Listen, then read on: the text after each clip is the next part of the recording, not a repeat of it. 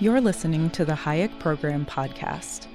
This podcast includes audio from lectures, interviews, and discussions from scholars and visitors of the F.A. Hayek Program for Advanced Study in Philosophy, Politics, and Economics at the Mercatus Center at George Mason University.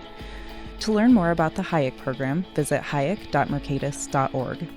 To learn about graduate student fellowship opportunities with the Mercatus Center at George Mason University for students at Mason as well as at universities across the globe, please visit students.mercatus.org.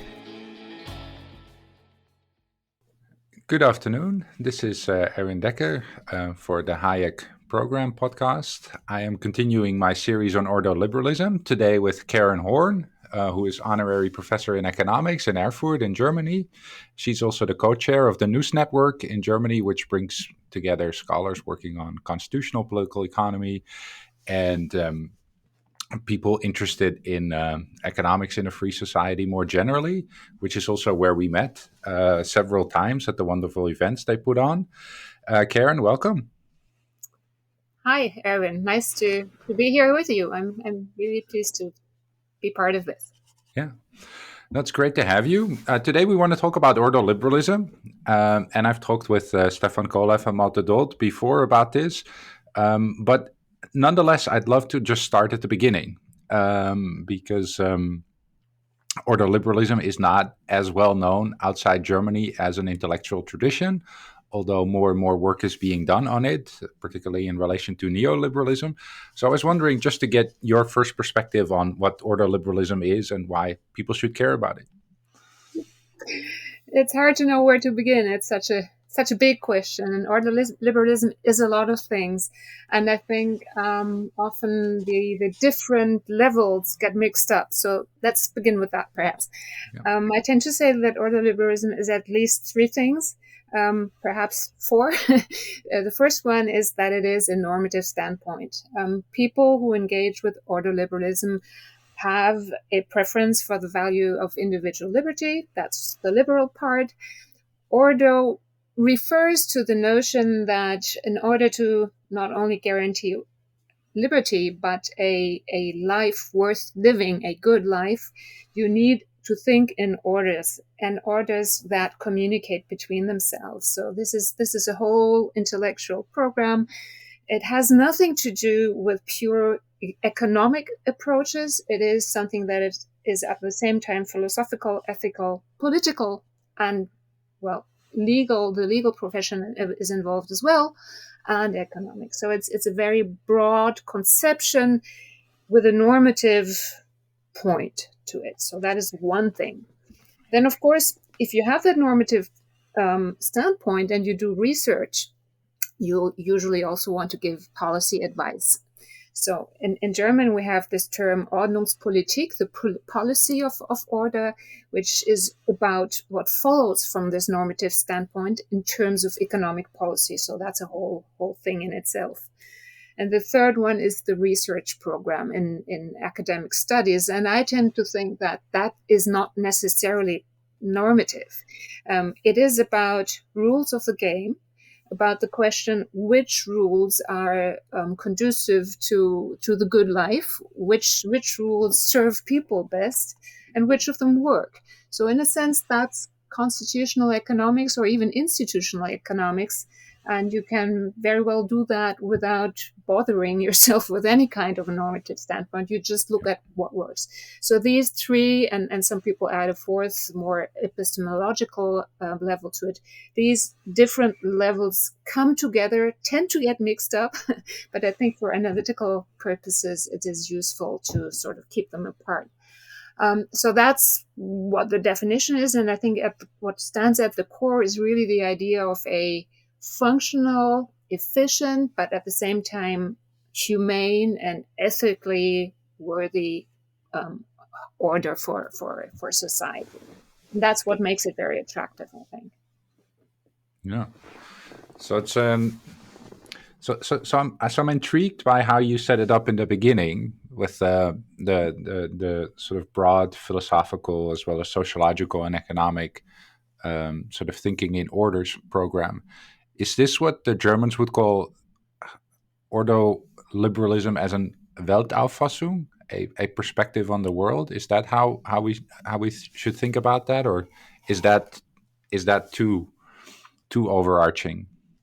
No, I actually quite like that, because everything begins from that. It begins with an image of man and with an image of society, and how the different levels of our interactions actually overlap.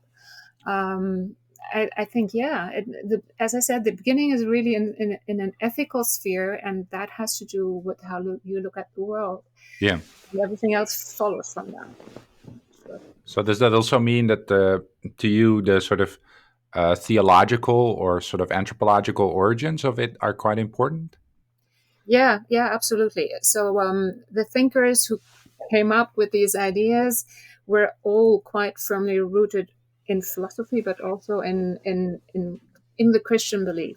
So it was a lot about guaranteeing the possibility for the individual to live a life according to his or her value standards. And these value standards tended to be directly derived from the Christian faith. So that is something that is specific to it, which does not mean that it cannot be adopted by people with other backgrounds. It is what stands at the core is the idea of the good life. And if you want, you can trace that back to the ancient Greeks. That's not necessarily linked to Christian theology, but it was in the historical context. That is clear.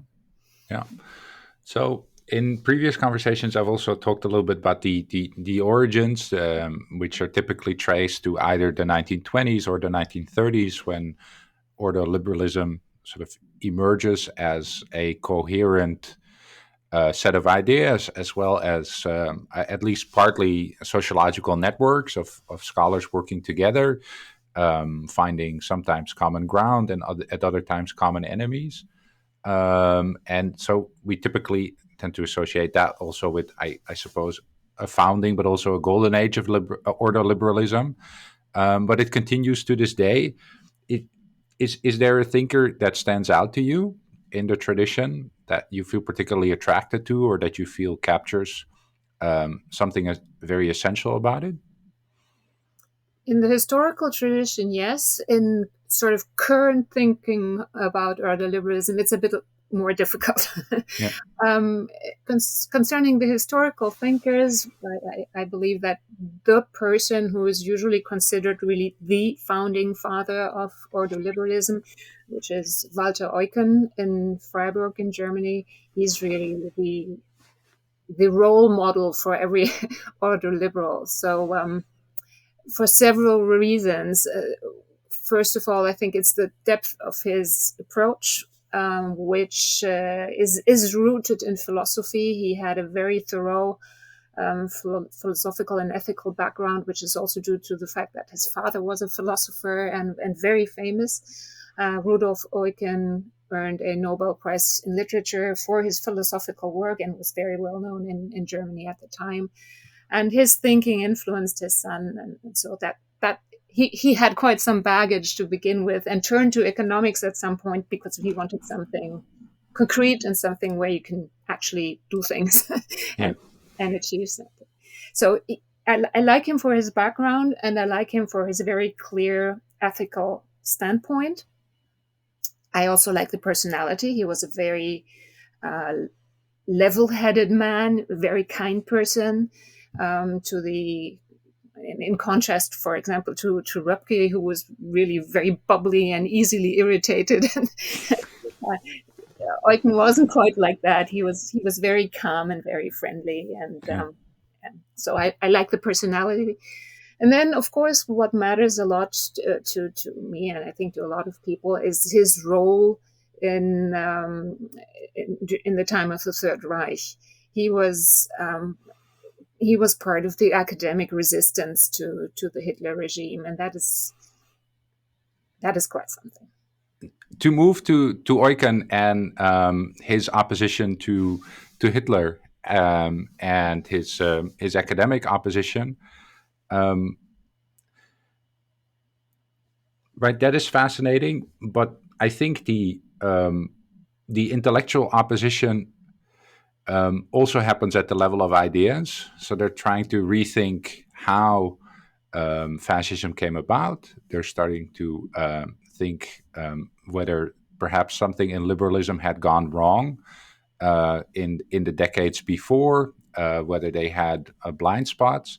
So what is it precisely that they're starting to rethink, and how deep does that rethinking go? Should we think about it as a new form of liberalism, or is this a sort of rediscovery of insights that had been prominent in the past, but that are now being, sort of reintegrated into the liberal tradition? How do you think about that? Yeah.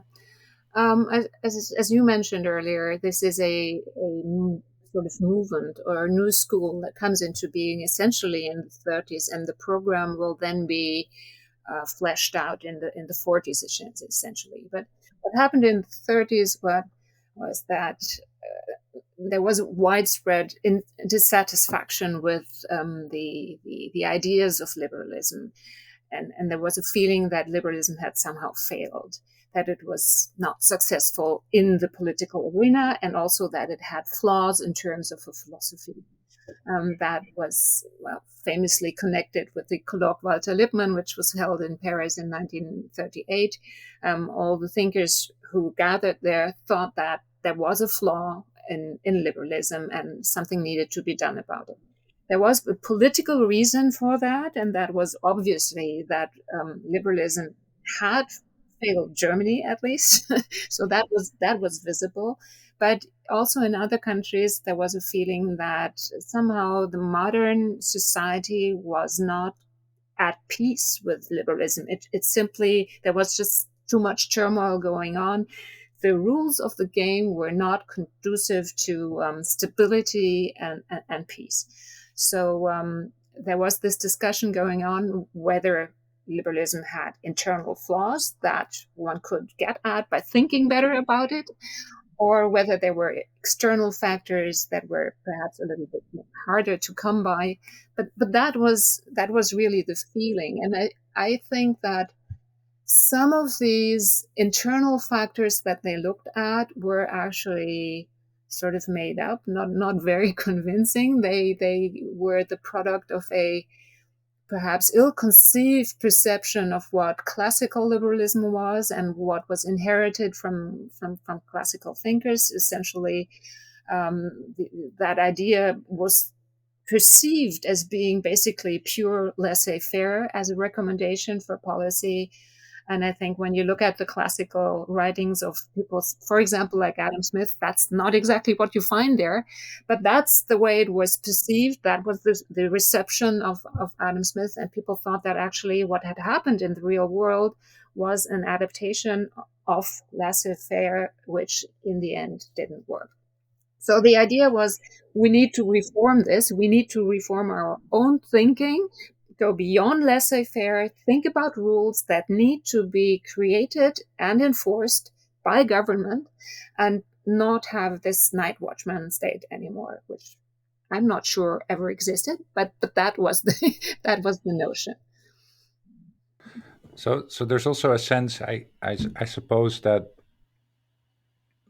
because in those readings they sort of start to object to a thinking in terms of natural harmonies, right? And I think that is present today as well, right? If you have a polarizing society, you start to wonder whether societies tend toward conflict or whether they tend toward a kind of social harmony and perhaps even a kind of convergence, right? As we sometimes speak about in economics when we do growth theory.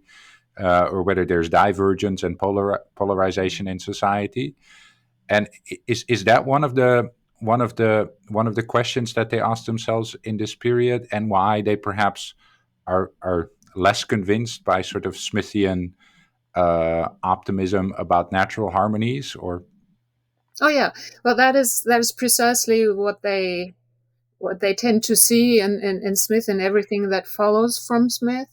The idea that you can just lay back and do nothing and essentially have no state and things will fall into place naturally. It's just such a glaring misreading of Smith that it's a little bit hard to accept that position.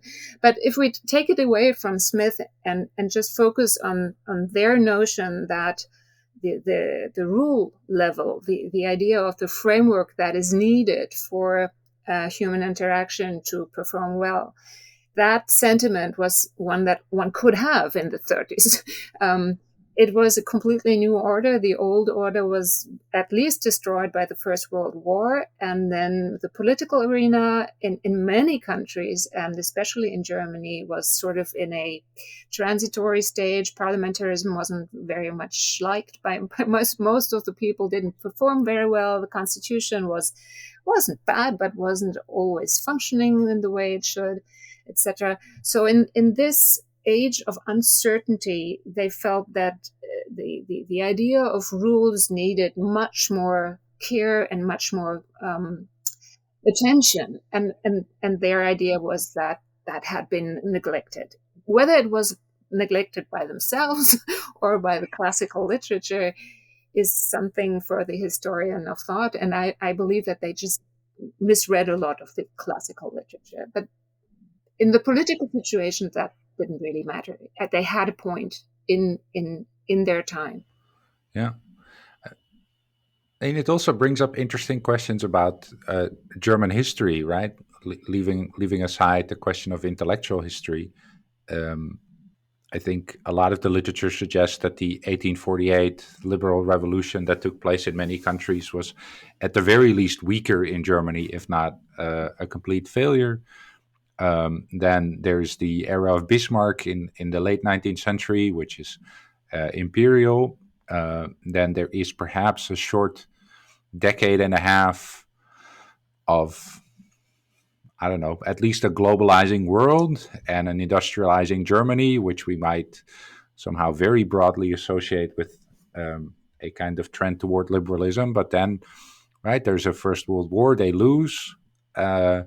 And so in some sense, right, even the idea of restoring a liberal Germany seems almost odd, because what period would you point back to?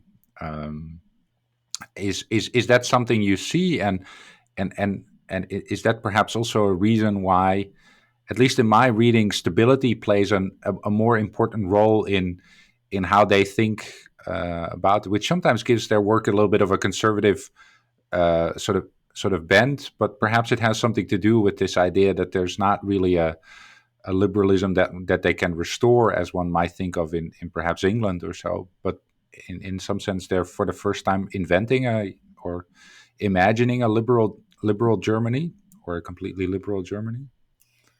Well, our ordoliberal friends believe that actually the Kaiserreich, the empire, had quite a good rule framework, especially when it comes to economic liberties. So what they wanted was to restore that. They didn't necessarily want to restore monarchy, but they wanted to come back to the old rule system, which enabled an early globalization as well.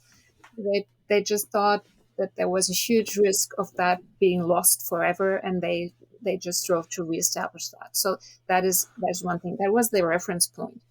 And that also explains why some of them, and Eucken is no exception, were quite skeptical of parliamentary democracy as it was established after the war. It was sort of a forced creation of the lost war. And so it was clear from the beginning that it wasn't much loved, but there was also some systematic objections to it. When you look at the Weimar Constitution and also at the laws that were then passed in Parliament, you see that there were a lot of instruments ranging from nationalization to state interference with wage setting and things like that. And all these elements for the ordoliberal thinkers went against the economic liberties that they wanted to protect. So it was via the economic interventionism that the Weimar Constitution enshrined that they got more and more skeptical of parliamentary democracy, and that is really a pity, because they did see the political liberties as rights, and very much believed in that, but they saw a conflict there, and it took them quite some decades to unlearn that and to build new trust in political democracy and political rights played out within a well-established framework, which is the whole point. You need frameworks that function well, and that also applies to the political sphere. Yeah. So you told me that you're currently also working on the Treaty of Versailles, which to the historian of economics immediately makes you think of Keynes, because Keynes and his economic consequence of the peace, right, is in my opinion at least, rightly famous analysis of the likely consequences of the Treaty of Versailles. It would impoverish Germany and risk a lot of political and economic instability in Germany, which, right, and I think part of the fame of the peace derives from the fact that this more or less plays out, although of course in a different way than even Keynes could have imagined, but the instability is there. You mentioned that you were currently working on how Eucken and Röpke thought about the Treaty of Versailles. Could you tell us a bit more about that? Yeah, actually, it's a paper I'm writing on a controversy they had. They didn't really have a controversy on Keynes as such, because they weren't very pleased with his interventionist policies. They didn't really think his approach in general was the good one. They were far too much rooted in the Austrian tradition for explaining business cycles to be sort of ready to adopt a Keynesian viewpoint. So that was nothing they would disagree on, but the disagreement had to do with the Treaty of Versailles and with Keynes's criticism. And now Röpke was very vocal about that. He was on a sort of a lifelong crusade against Keynes, which is funny because when he was younger and still living in Germany, he was sort of considered as the one modern economist who was working in a Keynesian tradition. But he really fell from faith and turned into the opposite, and attacked Keynes ever since wherever he could. And that's quite a story in itself. But anyway, so what they disagreed on was actually his endorsement of another famous book, which is the book by Etienne Montou, on the economic consequences of Mr. Keynes, so to speak. And he actually said that Keynes was totally wrong in his assessment of the Versailles Treaty, and that to some extent Keynes had a share of guilt in the rise of the Nazis and in World War II. And that is something that Röpke full-heartedly subscribes to and endorses. And Eucken, as I said, he's the nicer character, and he defends Keynes. He says, well, you cannot read history backwards, and one must defend Keynes against that. So that's really going too far. And he also thinks that it is not a good idea to say anything like that after the Second World War, because this controversy is taking place after the Second World War. Oh, okay. Yeah. And he says, well, if we follow through on that, what we will earn is just more reparations, and Germany will go on under something like the Morgenthau Plan and will be crushed completely. And that's not something we can want. And so they argue a bit on that, and it's interesting to see what's going on behind the scenes. And I can use a lot of private letters, and that's really fascinating. On top of the material that has been published.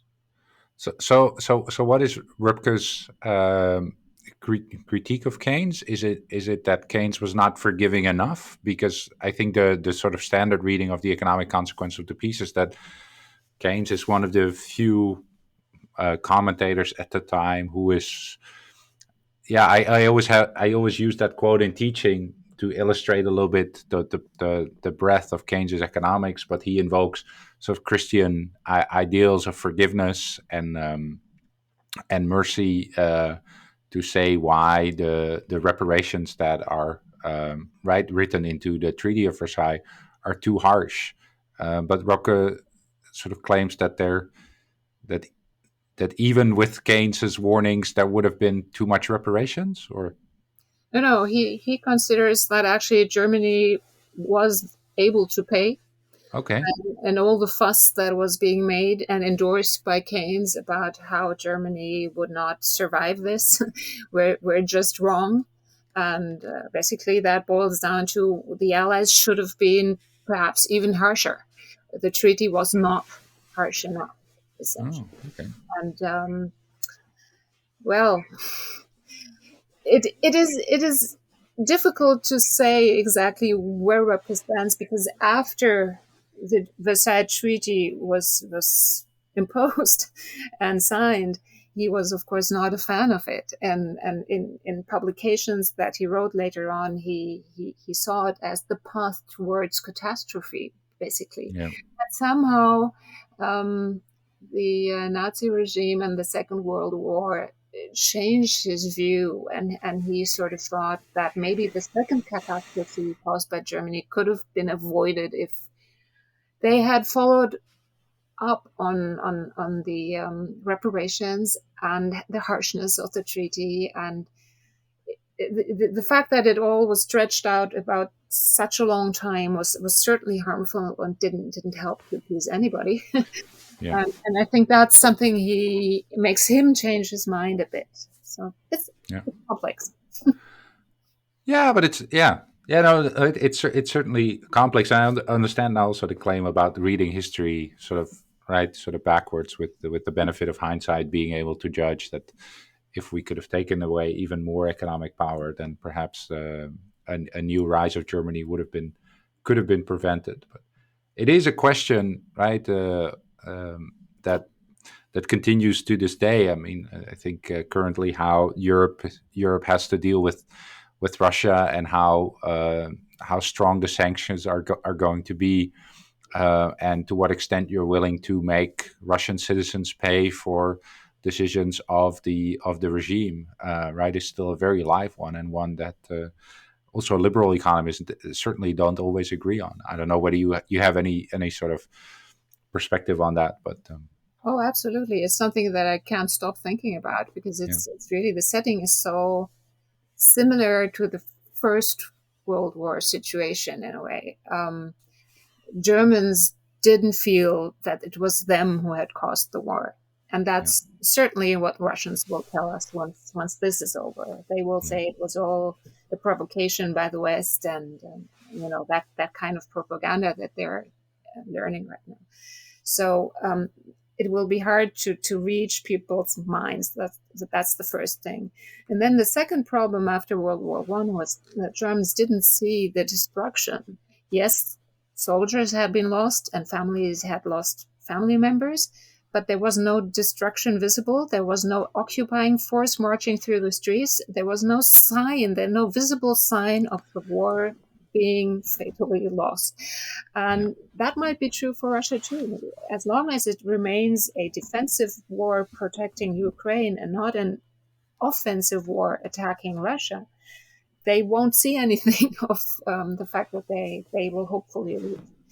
And for the time afterwards, that might be a problem. It might sort of create this sense that was so prevalent in Germany about having treated unfairly, about having been ascribed this moral condemnation of the guilt, the war guilt clause that was enshrined. Apparently, that's what they say, but it actually isn't. But anyway, in the Versailles Treaty, all that stuff that will be on people's minds and in their mentalities, that might reproduce itself in Russia, and that worries me to no end.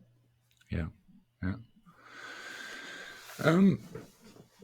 Okay, I want to switch gears a little bit, because I think something unique about your own personal trajectory is that more broadly, I think you have wide experience in economic journalism, and as a historian of economic ideas, I of course work under the naive assumption that ideas really matter. But I wonder what your perspective is, having covered, I think, a very interesting period among others in which we got the euro, and there was more European integration, but perhaps also the financial crisis. To what extent you feel that ideas currently matter in how European economic policy or German economic policy is conducted, or whether we should, historians of economics and perhaps people interested in economic ideas should more generally be sort of much more open to the idea that it's interest doing a lot of the work rather than ideas. Oh, but yeah, that's a very nice topic and question. I do think that interests play a huge role, but then you need ideas to cover them up. So if you find good ideas, they will be used in the public discourse, and they will be used in political arguments. We just talked about Putin's war against Ukraine. Just listen to Putin. He uses a lot of notions from philosophy and sometimes even from theological works, etc. So people who do policy use figures of speech and figures of thought, of course, that they find in their cultures and that are widely accepted. So I do think that by that way, ideas will be very influential. They are used, and they sort of frame our way of thinking because we get used to them, and they provide a framework for our mental analysis. So I do think they still have a role, even if we don't vote for ideas. We vote for politicians if we get to it at all. And I think the task for the historian of ideas is to see and have a closer look whether these ideas are really used in a correct way. That's, for example, why I like to work on Adam Smith, why I like to work on Keynes also, and other people, Hayek, of course, and others, because of their ideas have not always been used in a very faithful fashion. And if you build policy on a framework that is borrowed from a thinker, it might be helpful to see whether he or she was really just as strict on a certain point, or whether that point has actually been turned around. That's what I think is the case with Smith, who was not a laissez-faire advocate at all, who knew a lot about institutions and all kinds of things that people rediscover now. And the same is also true for Keynes. He was not just a demand management man. He was a lot more than that. So I think if you want to dismantle a discourse which might go in the wrong direction, you need to look at these thinkers again, read them again, and feed that back into the public discourse. And I think ideas do matter, and it's important to get them right and to remind people of that. Yeah. So one of the most famous figures of speech, perhaps associated with ordoliberalism, is the idea of the soziale Marktwirtschaft, or the social market economy. Is that an idea that has been used to cover whatever social policy is on the political agenda anyway, or is that still sort of a live guiding ideal in German social policy, and perhaps one of the ways in which ordoliberal ideas have been able to frame and shape discourse? And I understand that this is a very broad question, right? Because the term goes back at least to the 1950s, and here we are 70 or 80 years later. So perhaps it's too broad, but I would still like to have sort of something tangible to give us a bit of a sense of how that might work, that you are able to frame or shape a debate in a particular direction. Actually, I think the invisible hand notion is easier to deal with. But I will talk Okay. about the social market economy since you asked me that. That is actually not a strictly ordoliberal idea when you look at the history of the notion of both notions. Ordoliberalism preceded the social market economy, and whereas ordoliberalism tends to think that the social concern comes from the very approach and from the way how the order is conceived. The social market economy knows a lot more additions to the market economy to repair it, to make it better, etc. So it's a slightly different way of approaching this. So that's one thing. The term as such was quite clever. It was meant, or it was even called the ironic formula, the peace-bringing formula that would sort of harmonize the social concerns with the idea of the free market. But of course, that's also its problem, because some people will say, yes, we want the social market economy because we want more social policies. And other people will say, yes, we want it because we want more free market policies, and these will automatically be socially good. So, Yeah. and you always have this tension, not only in the term, but also in the discourse of the politicians or the public that will refer to the term. And we regularly see opinion polls in Germany asking whether people think that the social market economy is performing well. And I tend to not even look at the results because it's completely meaningless because you never know whether people think that it's not enough of the free market or whether it's not enough of social intervention. People just tend to be sometimes a little bit more happy and sometimes less, but you never know why. So Yeah. that's pointless. So still, I would say that in terms of distinguishing the German model from, let's say, fair or American capitalism or other forms of capitalism, it might give a rough idea and has been helpful in that respect, even though internally it is quite sloppy as a concept. Yeah. And having this notion to sort of rally behind has been helpful in order to ward off temptations in both directions. Whenever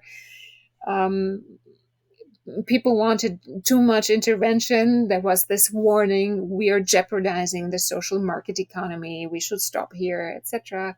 And the same was true in the other direction as well. So we don't want to become a wild west capitalism, etc. We need to stop that at some point. So as a buttress, I think it was historically useful for the German variant of capitalism. Yeah. Yeah. In the beginning, you referred to this, at least to me, somewhat obscure idea of Ordnungspolitik. So is having a social market economy, is that an example of Ordnungspolitik, or is the social market economy more a kind of a typical economic policies and social economic policies, and is Ordnung sort of a more constitutional level that we should think about? Well, social market economy is the idea of that is that you do have an order that will in itself produce socially good results, but you can add a lot of things like income redistribution, etc. And that goes farther than goes the classical ordoliberal concept. The classical ordoliberal concept is really encapsulated in Walter Eucken's competitive order. And he has a set of criteria for that. And one of the sort of the criteria of last resort is that you can have a little bit of income redistribution, but only to the extent that it is needed to make people participate in the market process, so that the price mechanism will produce relative prices that really reflect scarcity in the marketplace. So that is the rationale. Only to that extent should you have perhaps a little bit of income redistribution. Social market economy is more permissive. It is just much broader, and if you wish, it is perhaps much more adapted to to modern concerns. I don't think that the pure competitive order concept is one that people would endorse. It's just, it is an ideal type, and Eucken did think in ideal types. Yeah. And I don't think it is as such easily put into practice. Yeah. Okay. I wanted to ask you to conclude about one other recent project that you've did, which is an edited collection of the writings of Herbert Giersch. I hope I pronounced that correctly, who was a very prominent German economist in the post-war years. I believe one of the founders of something akin to a Council of Economic Advisors. Can you tell us a little bit about him? And perhaps he's also a case study for how ordoliberalism might have shaped German economic policy, or perhaps not at all. I was going to ask you, what makes you think that he was an ordoliberal? No, I wasn't thinking that so much, but I do have, and this is not being German myself, and this period being something of a blind spot, perhaps what happens after the 50s and the 60s, thinking, well, we think of this period as a flourishing period of the social market economy, and more generally, right, it's associated in German economic history with the Wirtschaftswunder, the economic miracle. And perhaps he comes slightly after this period of reconstruction, but even so, generally these are the golden decades. And so I thought that there was you being involved, a sort of attempt to sort of say, this, we can sort of idealize very much thinkers who were pure in their ways, but we can also look at people who worked at the intersection between economics and politics and recognize that they did quite a bit. And I think one other reason, not to say too much, but one other reason that I started thinking about this is that a good friend of mine in the Netherlands is looking at a key central banker who also was a minister of finance, and sort of reappreciating through private letters and other writings the sort of more ideological aspects of it, because especially in Dutch politics, there's a tendency to write people off as sort of pragmatists or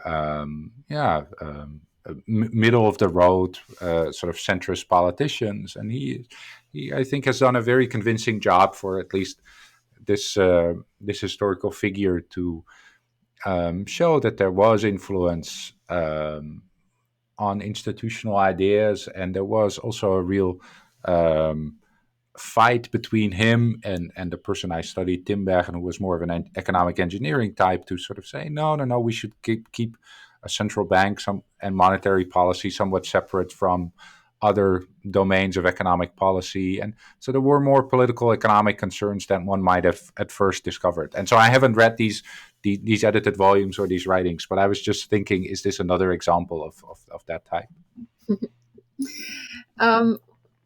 Well, as a matter of fact, Giersch was very influential. You're right in that hunch. He and as you said, he started out in the 50s. He got his first chair in 1955. So yeah, he came after the foundational years, but then he did teach, and over the years he also became influential in the political sphere as an advisor. Of course, he never had a political career himself. He always stayed the economist that he was, but he was a founding member of the German Council of Economic Experts, which was created only in 1963, so that wasn't around before that. And it was created in a very Keynesian mood. So this was no longer the pure ordoliberal era. That was over by then. This was moving beyond the foundations, if you wish. Now, in the collected works, we just published the first two, and there will be a lot more to come. And the first one in this series is his foundations. It's called Allgemeine Wirtschaftspolitik Grundlagen, the foundations. And when you read through the chapter where he talks about political and economic philosophies and normative standpoints, it is very easy to detect where he stands and where his sympathies are, and those are with the ordoliberals. That's pretty clear. As an economic thinker, however, I don't think he was extremely influenced by them. He was, ordoliberalism as a research approach sort of stops in the 50s. Eucken dies in 1950. Röpke is abroad and is sort of no longer really into research. The school sort of dissolves and takes a long time to be somehow a little bit reestablished. So that tradition is sort of lost. And Giersch is very hungry to absorb the new input that comes from the Anglo-Saxon sphere. So he knows people in England, in the US, in France. He works at the OECD, and he's totally international. So he has a completely different economic background. As I said, normatively, he stands with the ordoliberals, but in terms of an economist, he has very different influences in his mind, and that continues. And when he becomes a political advisor, he draws on that international experience. And because he does that, I think he's also able to absorb the Keynesian approach to economics. And he uses it wisely, and he's never dogmatic. And that is also one of the things I like about him. You said the word pragmatist. He was also a pragmatist. He thought that there could be such a thing as a Keynesian situation or a Keynesian moment in which it was simply common sense and wise to use Keynesian tools. But then, of course, there came a situation where these tools didn't work anymore, and that was in the 70s with the oil price crisis and the recession and stagflation in Germany. And it was clear that if you pump more money into the system and have the state buy more things, it will just accelerate inflation, and it just won't help. So that was the point where he switched. He had second thoughts about the usefulness of the Keynesian approach in this specific historic situation, and came up with supply side economics and gave the according advice and fostered the concepts, etc., and was also very influential in doing that. One has said about Keynes that he changed his mind a little bit too easily and in a fluke. But he replied to that when situation changes and when you learn new things, you might want to adapt what you recommend. And that's something that Giersch did too. And it was not a rejection of a paradigm on dogmatic grounds or on principle, but it was because the situation was no longer adapted to it. And so there is the early Giersch, who's very much into trade theory and welfare economics, and he's more the, potentially interventionist economist who thinks about what the state can do and should do. Then comes business cycles and growth, and that becomes, if you want, even more Keynesian and interventionist. And then he drifts away from that and looks at questions like economic dynamism. Where does it come from? He adapts Schumpeter a lot. If he has been influenced in his writings by thinkers, it's Schumpeter and it's Hayek in the evolutionary aspect. That's really what interests him. Where does change come from? Where does the new stuff enter the world? That's very interesting. Yeah, no, it is. Yeah, I think it's also. I think it's a wonderful illustration in many ways of what you said before of how ideas matter is not right that they somehow conquer all the minds, but that they become resources to draw upon to understand different sort of problems as they arise in economic policy. Gish was also a very likable person, and he was never too sure of himself. That's something I like when people do have the head full of ideas, but they think twice or three times or four times and always question themselves whether their assessment of the situation is right and whether they draw on the right theories, etc. He was like that, and I think that's very recommendable. Yeah. No, and quite unique for somebody in the position of being an economic expert, I suppose. True that, yeah.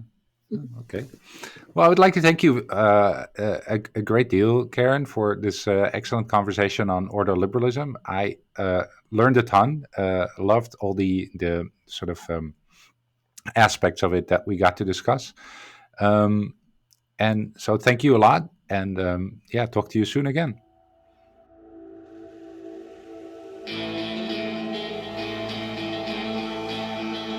Thank you for listening to the Hayek Program Podcast.